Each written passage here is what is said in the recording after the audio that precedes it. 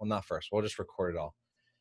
So a good while ago, I realized like I don't need a resume for what I do anymore. Lots of you will need resumes. Lots of you have resumes. At some point, it might become less relevant. For me, I don't need a resume because it's better proof to just like send somebody a video link or something. And so I started keeping something like the opposite of a resume. I started keeping a failure resume. So it looks like a resume. It's got my name at the top. It's got my address. It's got my email. It's got my info. Professionally organized. Looks really nice. But it is just a list of my failures, all the missteps and blunders that I've taken. And instead of the bullet points underneath being like the things I did in that job, they're the things that I like took or learned from that failure. So I'm sharing with you about my failure resume, and I'm recording this right now because I'm going to do something that quite possibly we're going to add to my failure resume because I've never done it. But I figured because in the last week or two, you all have done something that you haven't done either. And so what a time to experiment. So I'm assuming you've been on Zoom for some amount today, and I want to mix it up. And so I want to try something that I've never done that you probably haven't ever done. And we need to play some music to do it. So let me get some beats going. Can you hear that? I don't know if I'm the host. Screen share, lovely. So I might need to turn it up just a teeny bit. All right. So if you can take like one scooch or step back from your camera. Oh, look at that. It's like sunny right now. Sun setting on the East Coast is beautiful. Okay, so take a step back from your computer. And what I want you to do as we're listening to some beats is just to kind of like stretch it out and move around. I want you to the best of your ability to mirror everything that I do.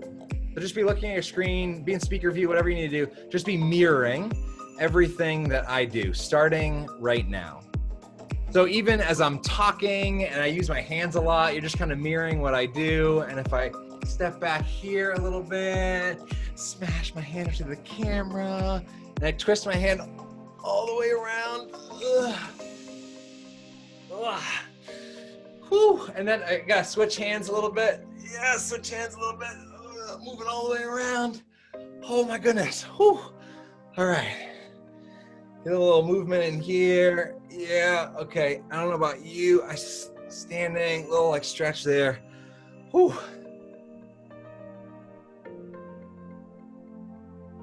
Some of you are like, I can't do that. I'm sitting down, but you can. All right, and pause. I think we can pause music. Thank you for that. So I don't know what that's called yet. To be really transparent, I didn't think about doing it until the moment that we were here, and I'm like, everybody's wearing the same shirts. It almost looks like we're a mirror of each other anyway. So we're gonna name that exercise right now. Just for you just fell out of your chair, Lucas. Oh man. Won't be going on the failure resume. Thank you, Charles. So we'll call that mirror neurons. Anybody psych person, you know what mirror neurons are? They're the neurons that like when you watch a sad movie, it's one of the reasons we cry, right? Some psychologists have called them empathy neurons, right? It's the reason that you can watch somebody else crying and you can feel something even though you're not sad for the thing that they're sad about. You're almost like sad that you're sad because they're the same neurons that are firing in their brain, your brain, mirror and fire. It's also the reason sometimes that yawns are catchable. Clay's like, not a chance. You're not sending me a yawn through Zoom. Not a chance. Okay. So this would be the intention for this time, right, is one, just to have a little bit of smile, a little bit of break. The main intention for our time is to be a little bit of a coaching, mentoring clinic to like be a big exhale from all the groups that you've had and to digest and pick up some nuances and some tips and ideas that will make the sessions you have left even better.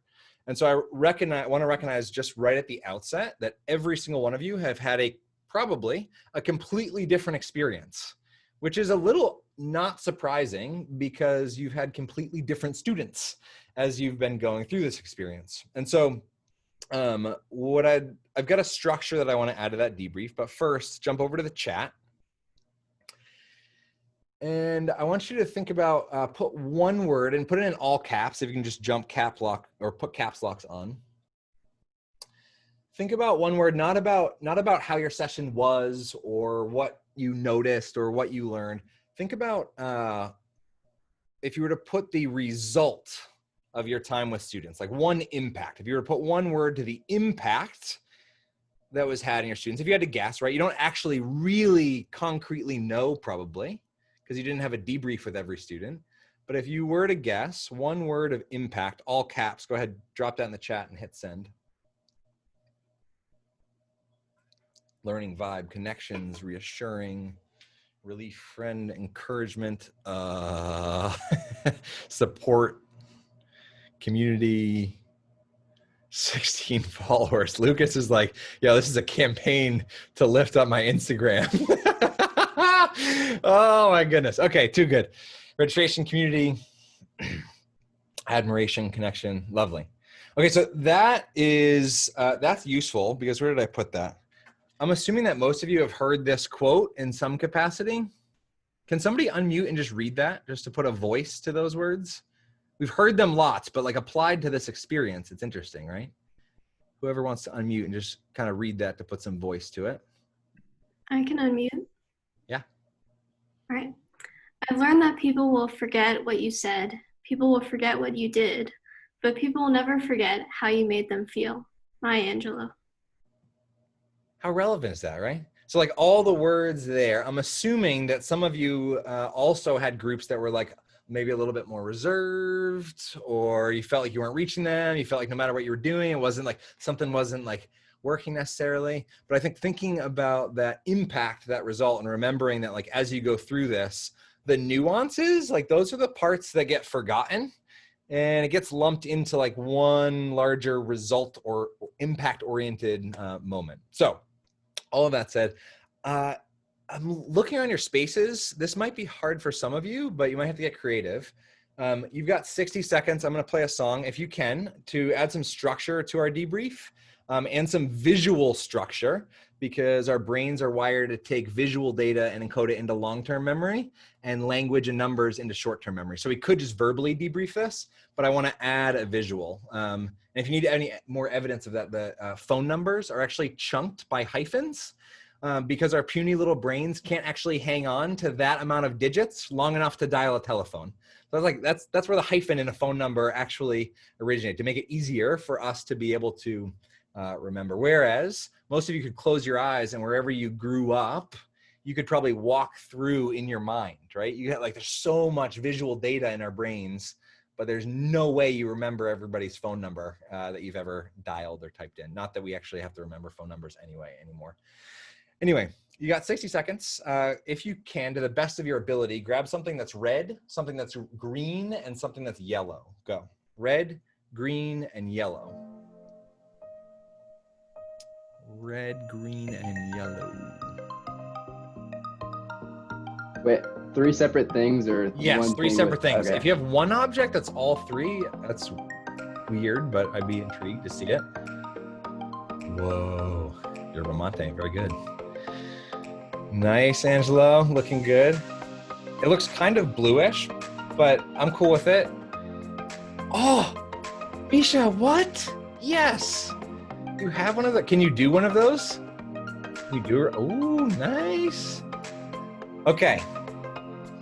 So you've got Noah. That is like too good. Oh, actually, I thought the middle stripe was yellow. If the middle stripe was yellow on the GIF, that would be like extra. Oh no, I saw it. It was good. You don't know. It passed the test big time. But man, that was nice. Okay. Tiffany looking lovely. Wow, this is good. This is, wow. Y'all, you have some weird stuff around you. Okay, so you can put your stuff down for a moment. What we're going to do is, what else is red, green, and yellow? Somebody can just unmute and shout it out. What else is red, green, and yellow? Traffic light. Traffic light, yes. And traffic light generally means go or start, right? Yellow, speed up, slow down, continue, right? Maybe continue, right? And depending on where you're at, we'll go with continue. And then the third, red, stop. So what I'd love to do, I'm going to put on some thinking music. And for 1 minute, I know we've been kind of playing and I'm in a hammy, silly mood right now and the sun's setting and it's all nice, right? And I want to get serious for a moment. So red, green, yellow, start, stop, continue. For a minute, I'm going to play some music and I want you to think about and ideally even write down, jot down even just a phrase that record something that, based on your experience so far running sessions with students, write down something that you want to start doing that you kind of learned, something that you want to stop doing that you're like, yeah, I tried that, failure resume. And then something that you want to continue doing because it seems to be working really well. So something green, red, and yellow, right? Something you want to start doing, something you want to stop doing, and something you want to continue doing. I'm going to be quiet for a solid minute. This is just kind of journaling time. And then I'm going to divide us up for some quick shares, and then we'll do most of the unpacking in the large group. We'll come back.